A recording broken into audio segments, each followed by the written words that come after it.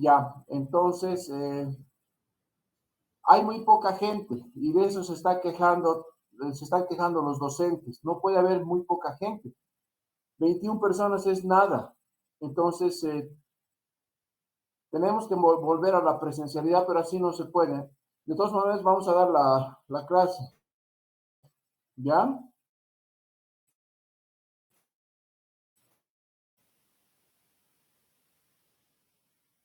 ¿Dónde está? ¿Cómo puedo ver dónde están los participantes? Aquí están.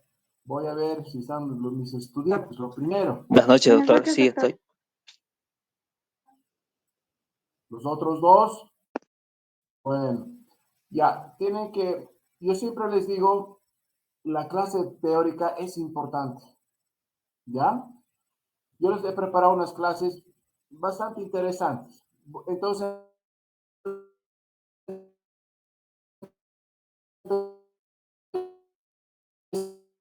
empezaremos. Voy a compartir.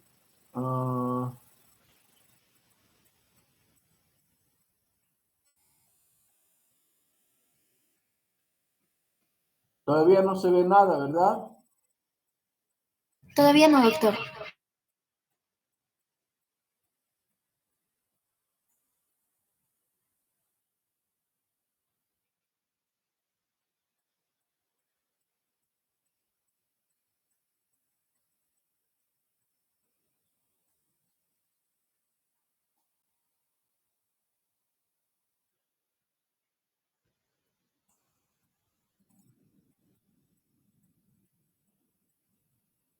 Ahora me van a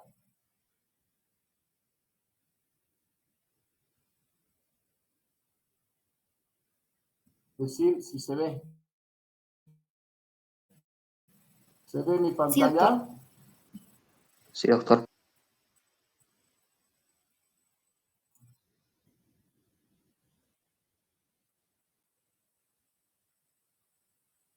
¿Se ve? Sí, doctor. ¿Ven la pantalla? ¿Y se ve la presentación? Hace un ratito se estaba... Ahora sí, doctor, ya se ve. ¿Y ahí? Ya se está viendo en pantalla completa. Ya. Entonces empezamos.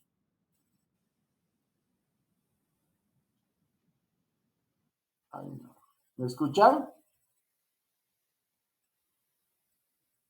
Sí, doctor, se Ya, le escucha cualquier bien. cosa me dices. Vamos a hablar hoy día de la distribución de líquidos corporales, que es nuestro primer tema. Entonces, este tema es súper importante porque van a haber muchos pacientes hospitalizados y tema es vital para controlar un paciente hospitalizado. Bueno, vamos a hablar de la distribución del agua corporal, del líquido extracelular, intracelular, de las composiciones, de la diferencia entre osmolaridad, tonicidad, mecanismos de regulación y algunas alteraciones del volumen extravascular. Entonces, fíjense esto, el agua corporal total del organismo es el 60% del peso.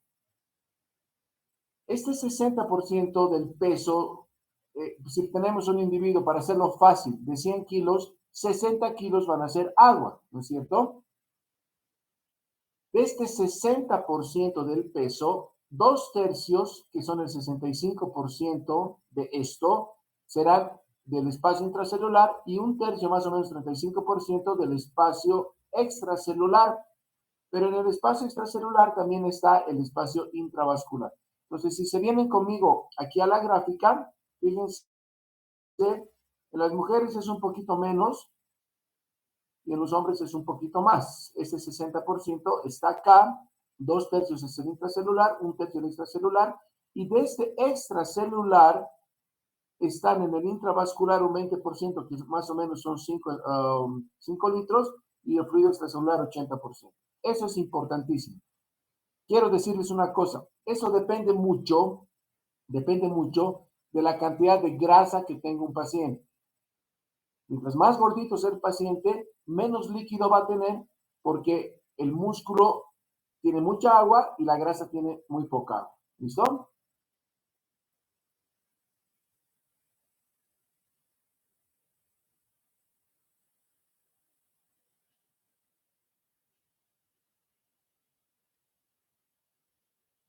Resumiendo, aquí está. En el intrasal hay un 35% del intravascular. El agua pasa libremente por todas las membranas celulares por ósmosis. Y aquí quiero que me atiendan bien. El concepto de ósmosis es el siguiente. Paso de agua de menor a mayor concentración a través de una membrana semipermeable. Y si me atienden van a ver que esta diapositiva es bastante interesante. Tenemos el famosísimo ejemplo del tubo de ensayo U dividido por una membrana semipermeable. A un lado del tubo vamos a poner un soluto, cualquiera, en este caso la glucosa. Y fíjense, va a parar. Cuando ponemos la glucosa, se llena un lado y aquí viene ósmosis, que es paso de agua de menor a mayor concentración. Ahí está. Esto es vital, por favor.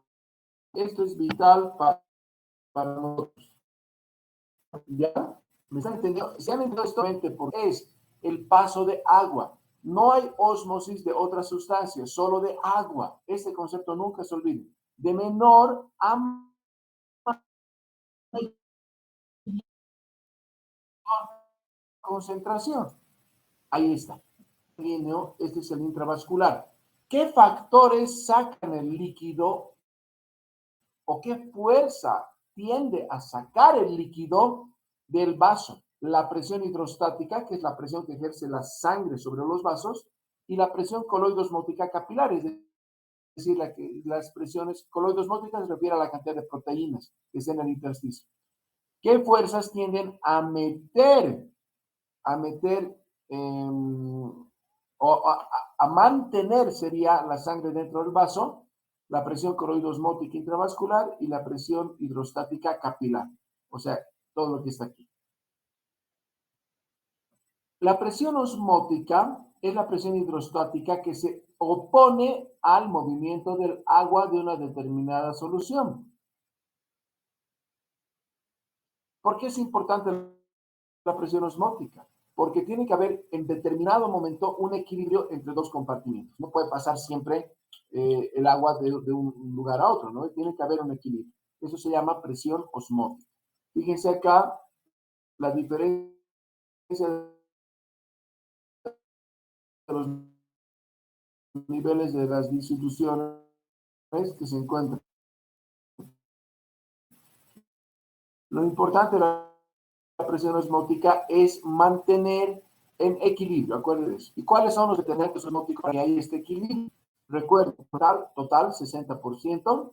Líquido intracelular, el principal componente o determinante de la presión osmótica es el potasio y en el líquido extracelular es el sodio.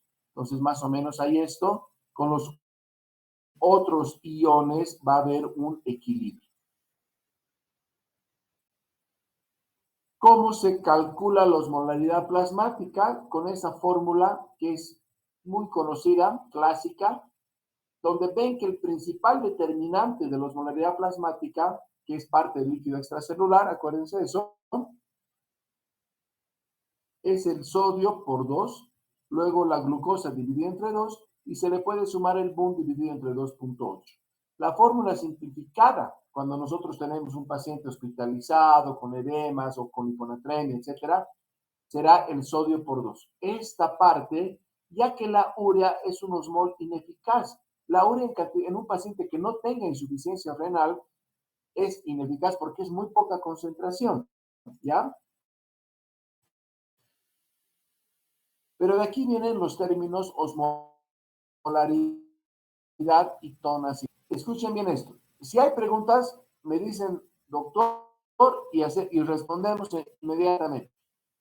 La tonalidad es la fracción de la osmolaridad producida por solutos efectivos. En este caso, el soluto efectivo son el sodio y la glucosa, porque son solutos que no atraviesan la membrana plasmática en forma pasiva, sodio, glucosa, etc. En cambio, la urea en pocas cantidades pasa a las membranas sin necesidad de presión osmótica. Entonces, A esta parte efectiva de la osmolaridad, de osmoles efectivos, se llama tonicidad. Cuando sumamos a la urea, que es un osmol inefectivo, osmolaridad. Pero la osmolaridad es importante porque hay casos de insuficiencia renal donde la urea sube mucho. Entonces sí tiene un evento osmótico, puede provocar un evento osmótico. ¿Cómo el organismo va a regular la osmolaridad? Entonces síganme por favor. La sobrecarga de agua va a provocar hiposmolaridad, ¿no es cierto? En un paciente que no orina, se toma muchos líquidos, se hincha, sobrecarga de líquidos. Al revés, si hay un déficit de agua, pongan su cabeza en un hombre que esté en el desierto, no bebe líquido, se deshidrata porque suda. Entonces, si hay déficit de agua, va a haber hiperosmolaridad, osmolaridad, ¿no? Si hay hiposmolaridad, se suprime la hormona antidiurética porque hay sobrecarga de agua. Y si hay hiperosmolaridad, hay dos mecanismos importantes. Uno es el aumento de la sed y otro es la liberación de la hormona antidiurética, también conocida como vasopresina. Si se suprime a este lado la ADH, aumenta la diuresis y la orina se hace diluir. Entonces, acuérdense del paciente que toma mucho líquido o que toma mucha cerveza y va cada rato al baño porque aumenta la diuresis, porque no hay hormona antidiurética. ¿Lo ven? Eso es porque se está tomando mucho líquido. Siempre piensen que esta regulación debe haber órganos, corazón y riñón normales. A este otro lado, les repito, déficit de agua, hiperosmolalidad, aumento de la sed, liberación de ADH, y en este caso habrá disminución de diuresis y el paciente hace una orina concentrada. La orina diluida es una orina clarita, color pajizo o transparente.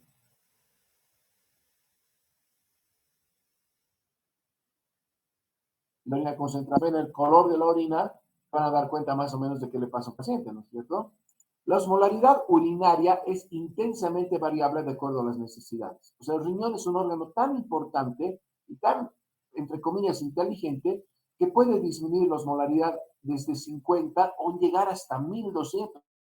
Fíjese ese rango de capacidad que tiene el riñón gracias a la capacidad que tiene de hacer un intersticio hiperosmolar, tiene las acoporinas para que actúe la hormona antidiurética, etc. ¿Cómo se regula el volumen circulante eficaz? ¿Qué es el volumen circulante eficaz? Es el volumen en el líquido extracelular que se encuentra en el sistema arterial y que perfunde los tejidos. La excreción urinaria de sodio depende de las alteraciones del volumen circulante eficaz. Irá de 20 y a menor volumen el sodio urinario disminuye en 20. Entonces aquí sale el famoso índice urinario, ¿ya? Los requerimientos de líquidos. Entonces, nosotros como humanos tenemos unos requerimientos de líquidos. Agua para compensar las pérdidas y cubrir las necesidades diarias. Y estas son las pérdidas insensibles que se calculan de esta manera. Esto es súper importante para el control de líquidos en un paciente hospitalizado. La perspiración insensible, que es cuando tú hablas, estás eliminando algo de líquidos. Eso es más o menos 500 ml de líquido. Respiración sensible también son 3 ml. Por eso se llaman pérdidas insensibles. Muy bien. Pérdidas sensibles. La orina, más o menos 1500. Lo normal, si ustedes quieren calcular y saber si su paciente tiene una buena diuresis, es de 1 ml kilo peso hora. Y más o menos eliminan las heces, 250 ml por día. Más o menos el 50 kilos, multiplicas por 2 ml, que son 60 ml por kilo peso por día. Entonces, si el paciente tiene 2 ml por 60, vamos a poner que tiene 100 kilos el paciente, entonces son 1.200 ml que debería perder por pérdidas insensibles al día.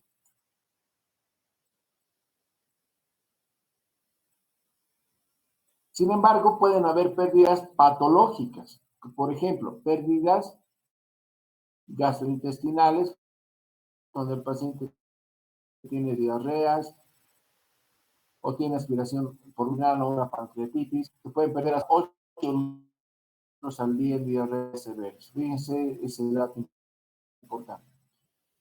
Pérdidas por sudoración, sobre todo por hipotermia. Puede aumentar la pérdida hasta 1 litro por hora en caso de elevación de la temperatura. Pérdidas de vapor protector porque evita que eliminemos líquido de más, pero en un gran quemado se elimina muchísimo, ¿ya?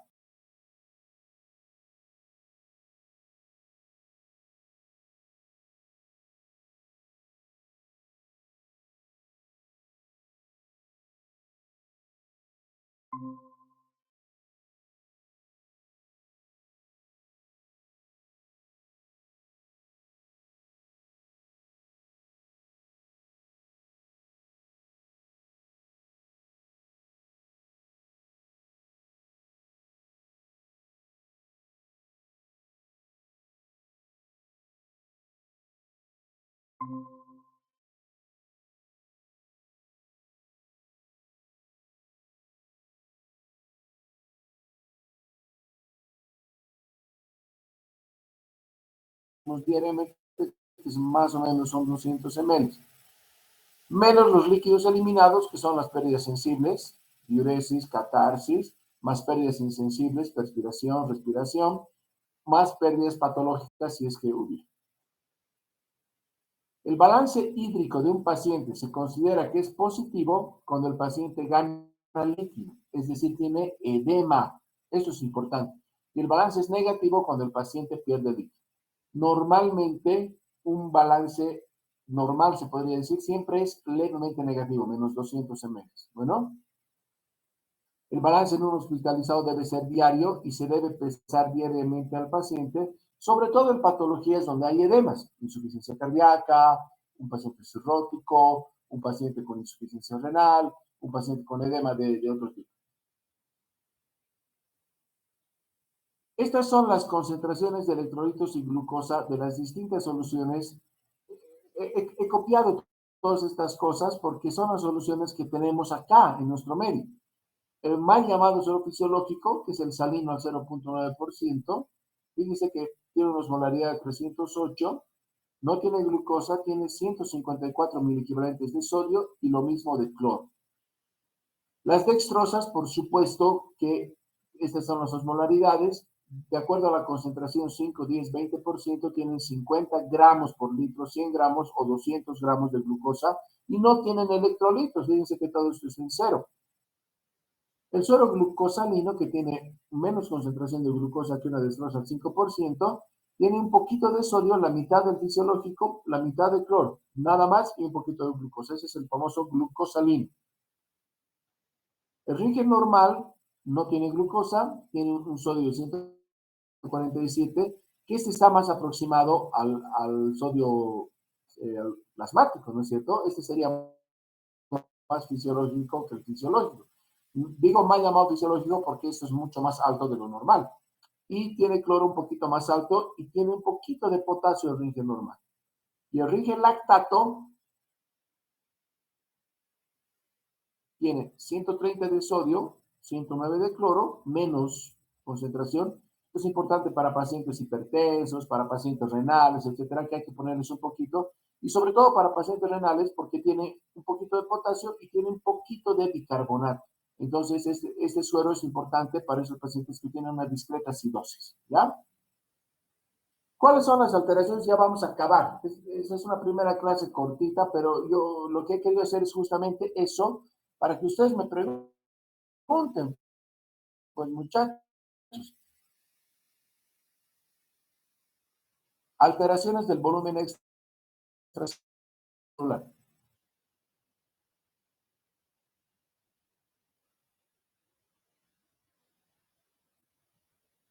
Si hay un síndrome de secreción inadecuada de hormona antidiurética, se relaciona con una severa en enlaces. Y al contrario, hay una diabetes insípida, se relaciona con volver al MIT.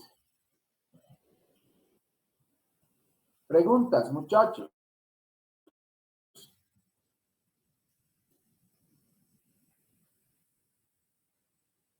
¿Me escuchan?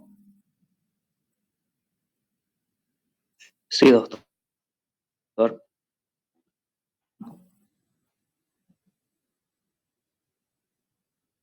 ¿Alguna pregunta, alguna duda, alguna inquietud? Este tema lo he hecho cortito, en lo posible, pero que sea pues una cosa que le sirva. A ver, ¿hay alguna duda?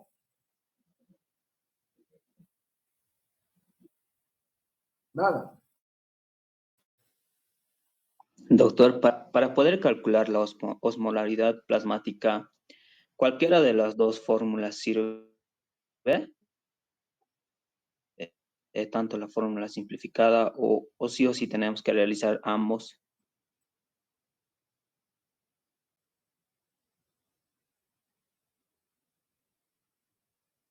Si tú tienes tiempo y el paciente no está grave, puedes mejor hacer la fórmula completa.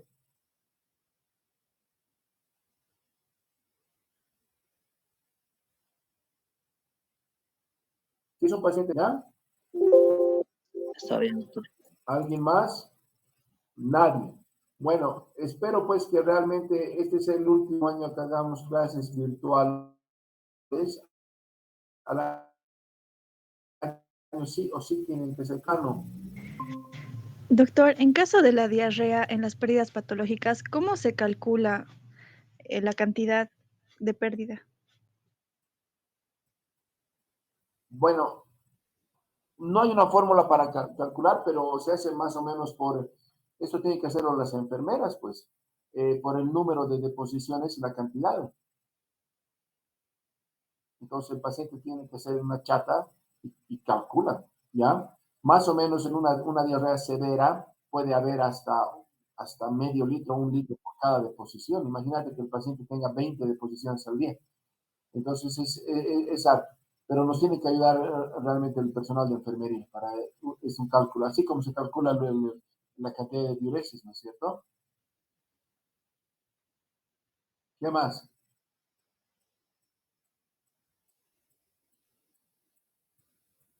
Bueno, voy a enviar una reacción de la clase. Ya, un puntito pues, ya. Bueno, muchachos, entonces mañana y pasado vamos a hacer alteraciones del sol.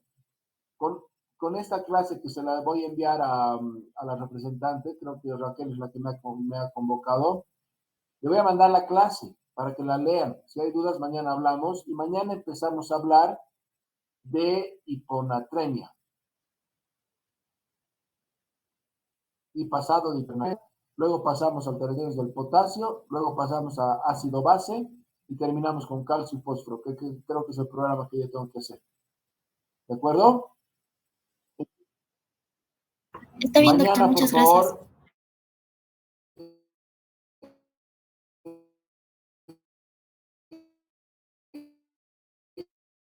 igual que hoy me envían el link a las 15, faltan 15 minutos, cerramos. Por favor, díganles a sus clases, les voy a hacer, porque son temas bien complejos.